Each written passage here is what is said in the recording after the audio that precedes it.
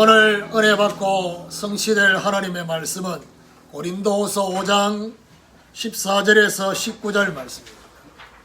고린도후서 5장 14절에서 19절 제가 한 절 읽고 여러분 한 절 읽고 교독하겠습니다. 그리스도의 사랑이 우리를 강건하시는도다.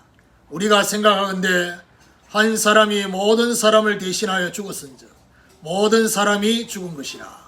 그가 모든 사람을 대신하여 죽으심은 살아있는 자들로 하여금 다시는 그들 자신을 위하여 살지 않고 오직 그들을 대신하여 죽었다가 다시 살아나신 이를 위하여 살게 하려 함이라. 그러므로 우리가 이제부터는 어떤 사람도 육신을 따라 알지 아니하노라. 비록 우리가 그리스도도 육신을 따라 알았으나 이제부터는 그같이 알지 아니하노라. 그런즉 누구든지 그리스도 안에 있으면 새로운 피조물이라. 이전 것은 지나갔으니 보라 새 것이 되었도다. 모든 것이 하나님께로서 났으며 그가 그리스도로 말미암아 우리를 자기와 화목하게 하시고 또 우리에게 화목하게 하는 직분을 주셨으니 곧 하나님께서 그리스도 안에 계시사 세상을 자기와 화목하게 하시며 그들의 죄를 그들에게 돌리지 아니하시고 화목하게 하시는 말씀을 우리에게 부탁하셨느니라.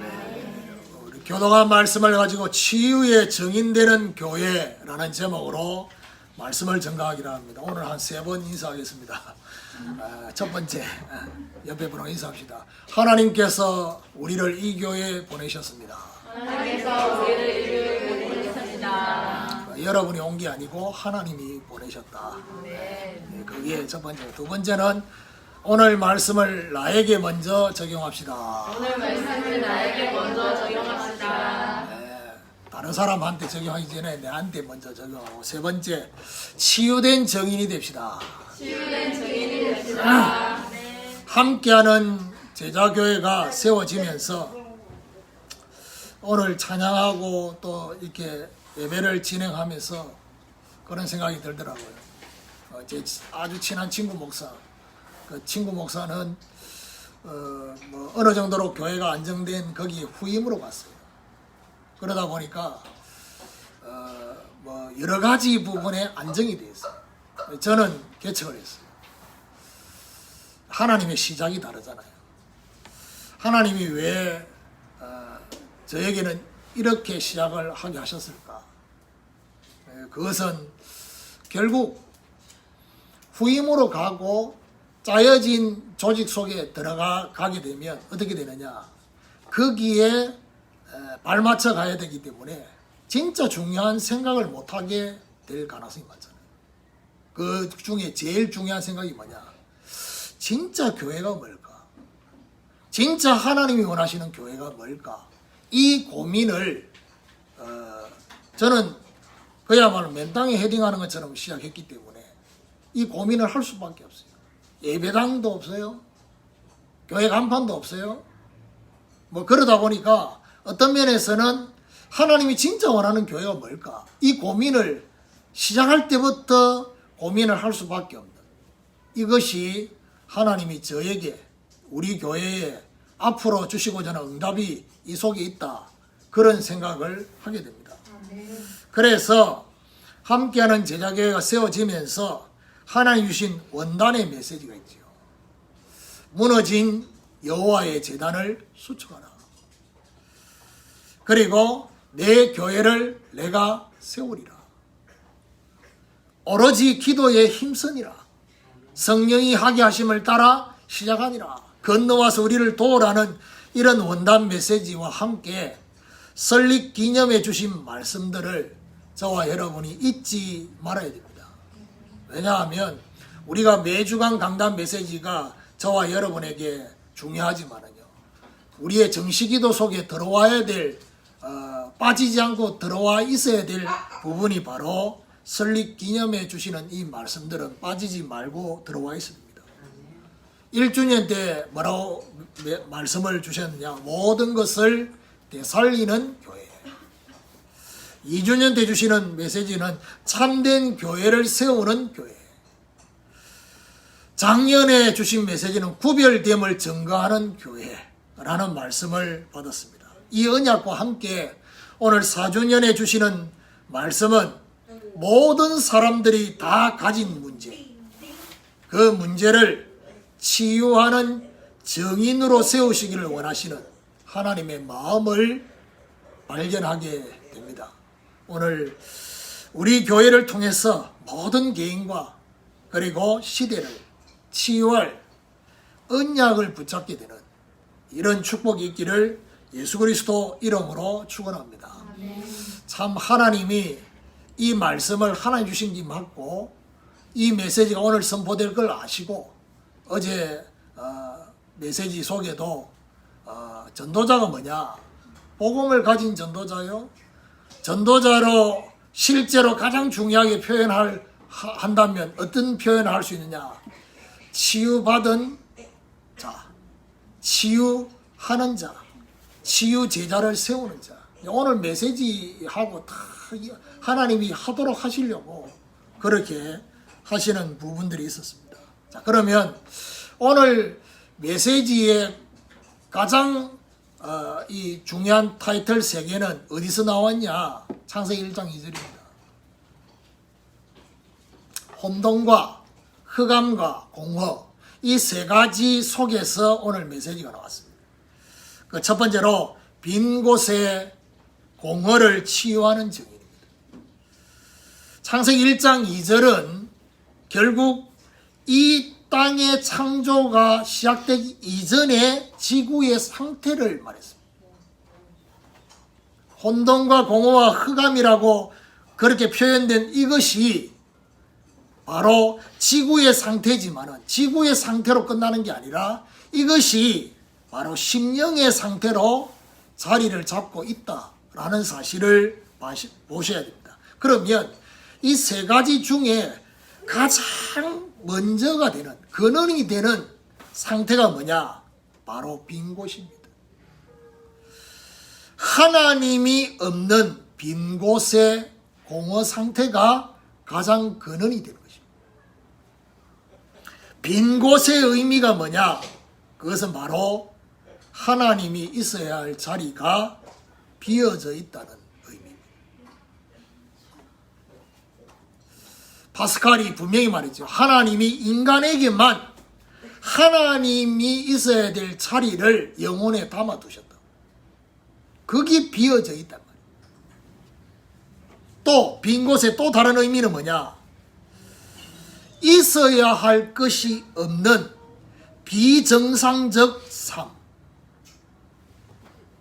비정상적 상태를 의미합니다. 빈 곳. 그런 거 있잖아요. 저와 여러분이 태어나서 지금까지 정상적으로 있어야 될 부분이 있어야 되는데 그게 없었단 말이에요. 그게 바로 뭐냐? 빈 곳이라고.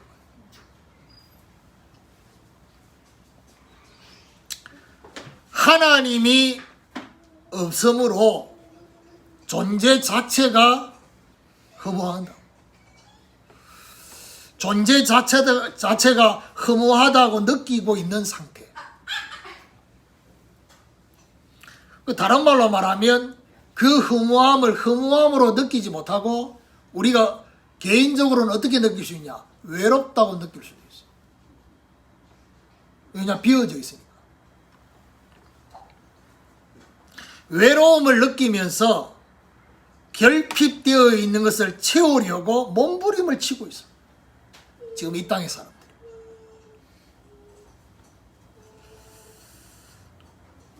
중요한 것이 뭐냐? 영혼의 집의 원래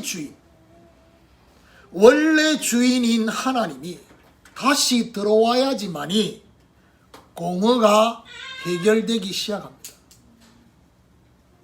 그래서 원래 주인이 하나님이 우리에게 다시 들어올 수 있는 그 길이 바로 뭐냐? 그리스도를 통해서 원래 주인인 하나님이 영으로 저와 여러분 안에 들어오실 수 있는. 자, 그러면 그리스도를 통해서 하나님이 영으로 저와 여러분 안에 들어오면 빈 곳의 공허가 치유되느냐? 치유되는 시작이에요. 저와 여러분이 하나님을 만나기 전에 저와 여러분 인생의 10년, 20년, 30년, 40년 동안 그 빈 곳에 공허가 자리 잡고 있었던 그 부분이 하나님을 만나면 바로 채워지는 게 아니다 말이에요. 채워지는 시작이 일어난 거예요. 전윤회 선교사가 처음 만들었던 그 부분, 거기에 구멍이 나는 그거하고 지금 같은 맥락이거든요. 그래서 어떻게 해야 되느냐? 이제는 하나님과 함께하는 상태, 하나님과 함께하는 상태에서 빈 곳의 공허를 채워나가야 돼요. 이게 중요한 말이에요. 그러면 하나님과 함께 채워질 때 비로소 뭘 느끼느냐? 참된 만족을 느껴요. 그리고 행복감을 느껴요. 왜 내가 구원받은 하나님의 자녀인데도 왜 이렇게 갈증이 계속되느냐? 그것은 바로 하나님과 함께하는 상태에서 채워지지 못하고 있는 이것 때문에 그래요. 구원받은 하나님의 자녀인데도 계속 갈증을 느끼는 사마리아 수가성 여인처럼 뭔가를 채우지 않으면 안 되는, 그게 때로는 집착으로, 때로는 뭐지요? 중독으로, 때로는 막 이렇게 올 수밖에 없는 이유가 뭐냐? 만족이 없으니까. 참된 만족이 없고 행복감을 못 느끼니까. 무엇 때문에 자꾸 세상의 것을 움켜쥐려고 합니까? 불안하니까. 하나님 한 분으로 만족이 안 되니까 뭔가를 붙잡아야 되는 거예요, 지금. 오늘 우리는 하나님과 함께 빈 곳의 공허를 치유하는 정인이 되는 이런 축복이 있기를 예수 그리스도 이름으로 축원합니다.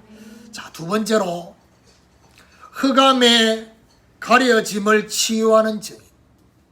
흑암의 가려짐을 치유하는 정인. 공허의 빈집에 비어져 있으니까 빈집에 주인 행세하려고 흑암이 들어와서 자리를 잡았어요. 그래서 예수님은 이걸 보고 말하냐? 도적이요, 절도요, 강도요. 여러분, 도적이 집에 들어올 때 물어보고 들어옵니까? 안 물어보고 들어옵니다. 그러니까 이 공허의 빈집에 흑암이 물어보지도 않고 들어와서 자리를 잡았어요. 흑암이 자리를 잡고 있으니까 어떻게 됩니까? 그 결과 제대로 볼 수가 없어요. 제대로 볼 수 없는 결과가 생겼어요. 제대로 보지를 못하기 때문에 제대로 알지 못하는 거예요. 그걸 보면 하냐? 가려진 상태. 저와 여러분이 복음 모를 때 있었던 저와 여러분 과거. 사실은 복음 안에 들어왔지만은 복음 안에 들어와 있으면서도 불구하고 저와 여러분 복음 몰랐을 때의 그 과거. 오늘 이 말씀을 잘 성령께서 조명해 주시기를 바라면서 말씀을 들으셔야 돼요. 그게 바로 뭐냐? 가려진 상태가 분명히 저도 있고 여러분도 있어요.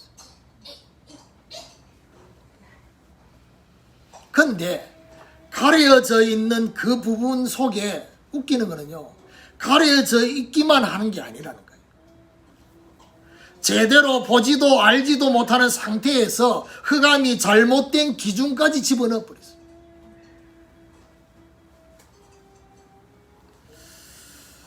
결국 제가 볼 때는 왜 상처를 자꾸 받느냐? 그거는 바로 가려진 상태에서 전체를 보지 못하기 때문에 상처가 자꾸 발생해요. 쉽게 말하면 무슨 말이냐? 한쪽 부분만 보는. 그 지난 주간에 얘기했잖아요. 현실, 그 속에는 진실, 그 속에는 영적 사실, 그 속에는 하나님의 계획이 있는 것처럼 이게 있는데 이게 안 보이는 거예요.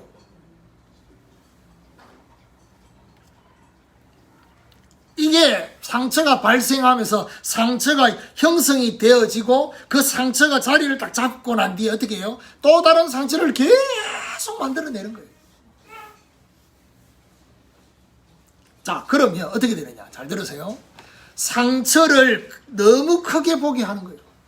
누가요? 내 안에 나도 모르는 흑암이 이게 너무 크게 보이도록 하는 거예요. 이게 크게 보일 때 오는 결과가 있어요. 그게 뭐냐? 잘못된 동기예요. 잘못된 동기가 생기도록 부추기고 있는 거예요. 그래서 오늘 저와 여러분 이 가려져 있는 부분 있잖아요. 가려져 있는 이 부분에 결국 흑암이 가려 놓고 있는 부분이라서 뭐가 필요합니까? 빛이 필요한 거예요. 그래서 하나님이 창조 때 제일 먼저 첫날 빛이 있으라고 하셨던 그 빛, 창조의 빛, 그 그리스도의 빛이 오늘 저와 여러분에게 비춰져야 돼요. 그리스도의 빛으로 흑암으로 가려진 상처의 전체를 재조명을 해야 돼요. 재조명할 수 있는 은혜를 받아야 돼요. 그리스도의 빛으로 전체를 제대로 이해하고 해석하기를 뭐 해야 되느냐? 사모해야 돼요. 이게 굉장히 중요합니다. 그래서 잘 들으세요. 저와 여러분에게 그런 거 있잖아요. 저와 여러분에게 나도 모르게 형성되어 있는 거 있잖아요. 그게 기준이에요. 그렇죠? 근데 그 기준이 맞다 틀리다 이전에 그 형성을 누가 시켰냐가 중요하거든요. 그 생각 안 하고 살았어요. 자, 그러면 예를 들면 그 기준 속에서 나도 모르게 사람을 딱 만나잖아요. 사람을 보잖아요. 그러면 나도 모르게 그 기준이 반응을 해요. 이 사람 좀 그렇네? 이런 반응을. 근데 중요한 거는 문제가 뭐냐 하면요. 그 반응을 하는 그게 틀렸다고 볼 수는 없어요. 맞는 부분도 분명히 있어요. 근데 중요한 게 뭐냐? 그게 절대가 되면 안 되는 거예요. 이게 중요한 말이에요. 예를 들면 전에 집사람이 그런 말을 한 적이 있어요. 누구를 탁 만났는데 본인이 느끼는 부분이 있을 거 아닙니까? 아, 저 사람은 눈빛이 좀 이상해. 그러잖아요, 눈빛이. 근데 웃기는 거는요, 눈빛이 이상하다는 사람들이 꼭 나중에 대보면 그 눈빛대로 그렇게 반응을 하고 이상한 짓도 하고 그러다 보니까 본인도 모르게 아, 내가 느꼈던 그게 맞구나. 이게 이제 반복이 되다 보니 그게 뭐가 돼버리냐? 절대 기준이 돼버려요. 아, 내가 느끼는 이게 맞다. 맞을 수도 있어요. 근데 그게 전체를 보지 못할 수도 있어요. 그걸 생각하셔야 돼요. 상처에서 빠져나와서 하나님이 하실 사명에 재적용을 하기를 뭐 해야 되느냐? 사모해야 돼요. 그래서 어떻게 되면 되느냐? 가려진 부분이 그야말로 온전히 보이면, 지금까지 보지 못했던 것들 온전히 보이면 해야 되느냐? 문제될 것이 없어져요. 여러분, 복음으로 내 인생이 바뀌면요, 생각이 바뀌지요, 보는 눈이 바뀌지요, 우리 관심이 바뀌고 가치관이 바뀌잖아요. 근데 제일 중요한 건 뭐냐? 이 가려진 부분이 보이기 시작하잖아요. 그럼 그때부터 어떻게 되냐? 아, 비로소 내가 내 스스로 자유해지는, 다른 사람이 문제가 아니에요. 내가 내 스스로 너무 힘든 거예요. 그러니까 말을 안 하고 살 뿐이지 내 속은 너무 힘든 거예요. 왜냐? 내 안에 들어와 있는 것들이 나를 계속 힘들게 만드는 거예요. 그런데 그게 보여지는 것만큼 어떻게 되느냐? 그 속에서 내가 자유해지기 시작해요. 그리고 문제될 것이 없어요. 그걸 보고 말하냐? 복음으로 충분한 상태. 복음으로 충분해져요. 오늘 우리는 그리스도의 빛으로 흑암의 가려짐을 치유되는 그런 정인이 되어지기를 예수 그리스도 이름으로 축원합니다. 세 번째로 복잡한 혼돈을 치유하는 정의. 복잡한 혼돈을 치유하는 정의. 이제 오늘 이 메시지 들으면서 나는 공허 이게 심하구나. 예. 분명한 거는 거기서 끝나지 않습니다. 흑암의 가려짐이 있고 그리고 복잡한 혼돈이 있어요. 그러면 이게 다 있어요. 외면하고 싶지만 있어요. 왜 복잡해지느냐? 자신이 느끼는 그 공허의 공한 그 부분을 채우려고 하다 보니까 가만히 있으면 복잡해져요. 그 빈 곳을 채우려고 하다 보니까 복잡해지는 거예요. 그리고 흑암이 가려놓은 그 상처, 그 상처로 인해 생긴 그 동기를 충족하려고 하는 의지로 인해서 삶이 복잡해져요. 심령이 더 복잡해져요.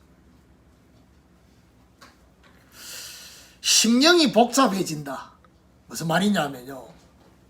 저와 여러분 심령에 많은 생각의 방들이 만들어져 있어요. 방이 많아.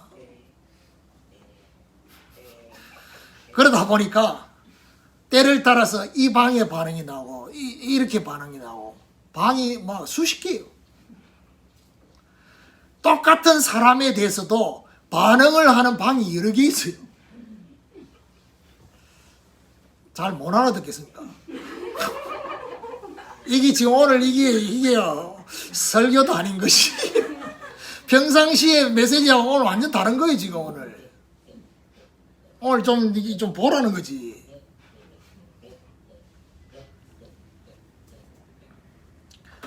자, 이러다 보면 이 많은 방이 만들어진 상태에서도 많은 사람의 만남이 또 주어져요.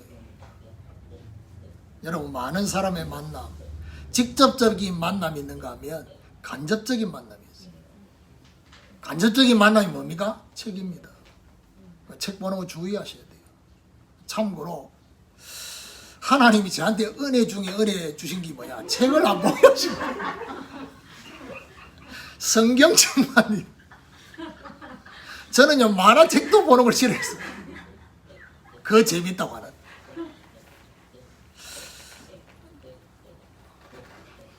그 책 보지 마란 말이 아니란 말이에요. 책을 보는데 주의하셔야 된다니까. 왜냐하면 그 책을 쓴 저자가 이 책을 통해서 전달하고자 하는 의도가 있거든요. 그 생각 안 하고 그냥 읽잖아요. 그럼 뭐 해야 되느냐? 그 사람이 가진 생각이 내한테 기준이 돼버려요. 여러 사람, 많은 사람의 만남을 통해서 여러 생각의 방에 이 만남이 계속 방문을 해 들어와요. 오늘 되게 디테일하죠. 지금까지 방문을 너무 많이 해서 여러 사람들이 내 심령에 자유롭게 들어오다 보니까 결국 어떤 결과가 왔냐? 결국 나를 잃게 되는 거예요. 하나님 안에 있는 나, 그리스도 안에 있는 나 없어요. 내가 누군지를 모르겠어. 나의 진짜 모습이 뭔지를 모르겠단 말이에요. 너무 사람들이 들어와가지고 그 방에 쉬다가 가다 보니까 이 사람 만나가 내 심령에 내 생각 속에 들어와 한참 있다 보면요 그게 낸 것처럼 느껴져요. 아닌데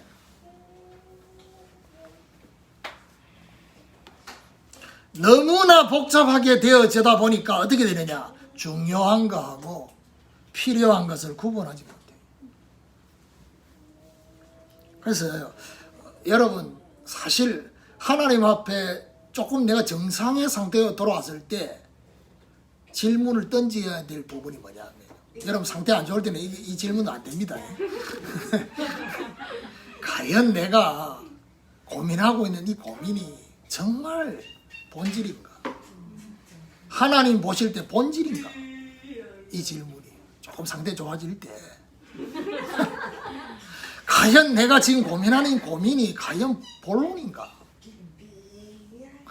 과연 내가 지금 인간관계 속에 지금 어려움을 하고 있는데 이게 내가 지금 힘들어하는 이게 진짜 본질에 대한 그 갈등과 어려움인가? 한번 질문해 보라니까 알 건데요. 거의 대부분 알 건데.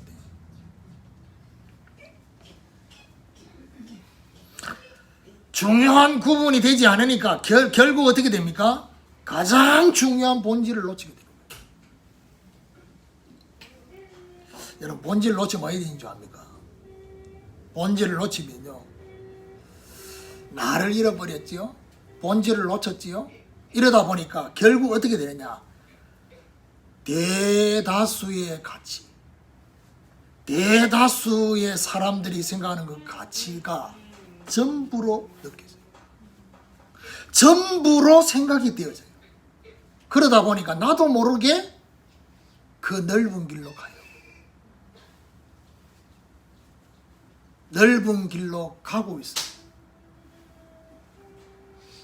대다수의 사람들이 나 중심, 물질 중심, 성공 중심으로 가는 그게 대다수의 사람들의 가치다 보니까 나도 그게 절대 가치인 걸로 생각해서 그 길로 가고 있어요.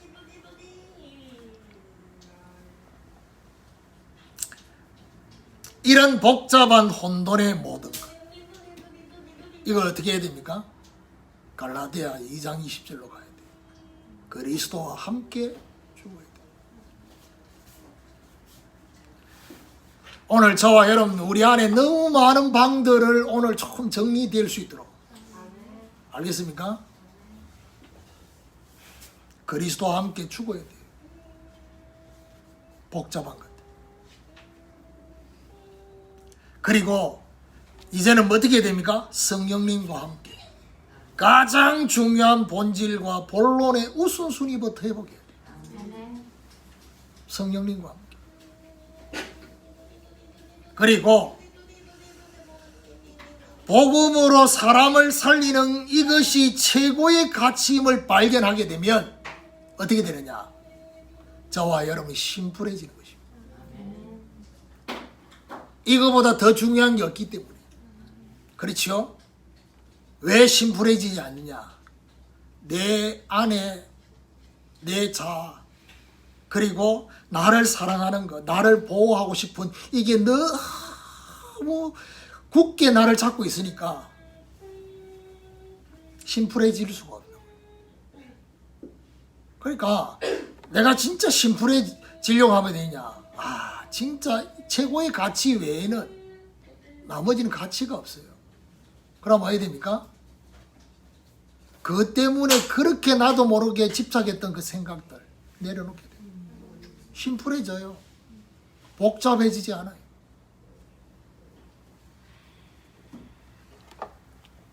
오늘 이 메시지를 심리학자가 들으면 어떤 반응을 하겠습니까?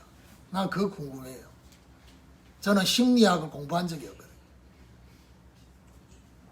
그런데 오늘 이 말씀을 여러분 들으면서 드는 생각이 어떻게 돼요? 세상의 심리학자보다 더 깊은 뭔가가 느끼지 않습니까? 이거는요, 순전히 하나님의 말씀과 영혼을 집중해서 보면서 받은 말씀이에요. 나를 쳐다보고 다른 영혼을 보면서. 그런데 지금 이 시대에 모든 사람이 다 여기에 있다는 거예요. 왜 4주년 메시지를, 이 말씀을 주실까요? 그러니까 하나님이 지금 이 코로나를 통해서 우리에게 하시고자 하는 중요한 메시지들이 있어요.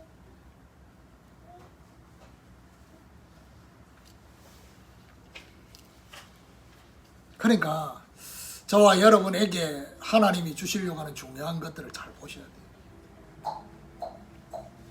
오늘 우리는 성령 충만으로 복잡한 혼돈을 치유하는 그런 증인이 되어지기를 예수 그리스도 이름으로 축원합니다.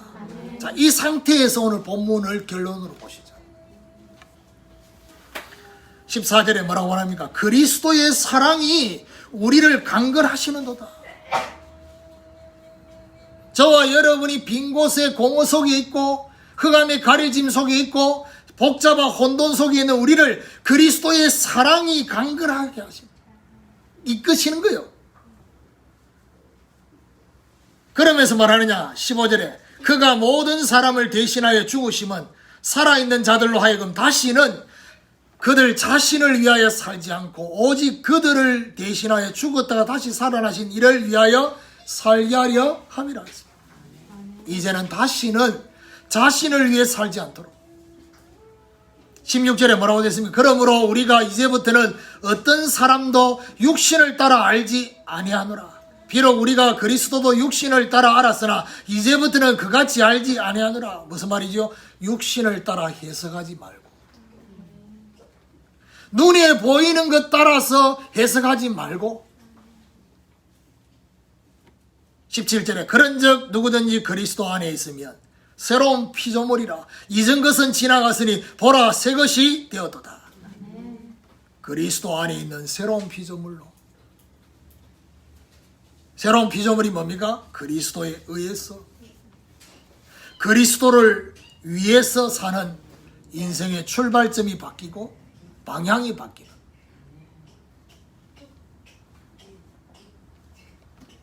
그래서 그리스도로 우리 자신이 먼저 치유가 되어져요.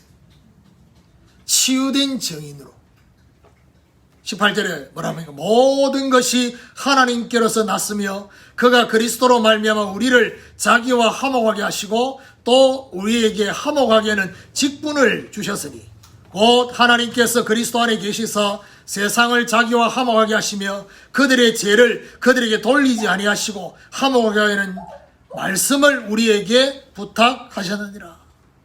그리스도로 우리 자신이 먼저 치유가 되어지고 치유된 증인으로 그리스도로 하나님과 세상을 화목하게 하는 그 직분을 저와 여러분이 감당해야 되겠다는 사실. 오늘 말씀은요, 좀 계속 좀 들으세요. 이 말이 무슨 말이냐 하면요, 저와 여러분이 주일날 예배드리면서 놓친 부분이 분명히 있거든요. 그런데요, 얼마나 우리가 우리 자신을 가대평가하고 있냐. 그냥 여기서 메시지 듣고 내가 예배드리면 다 들은 것처럼, 다 한 것처럼 놓친 부분이 엄청 많을 거예요. 그리고 안 놓쳤다 해도 저와 여러분에게 적용되는 부분은 그게 금방 되는 게 아니거든요. 그러다 보니까 메시지를 여러분 계속 한번 들어보세요.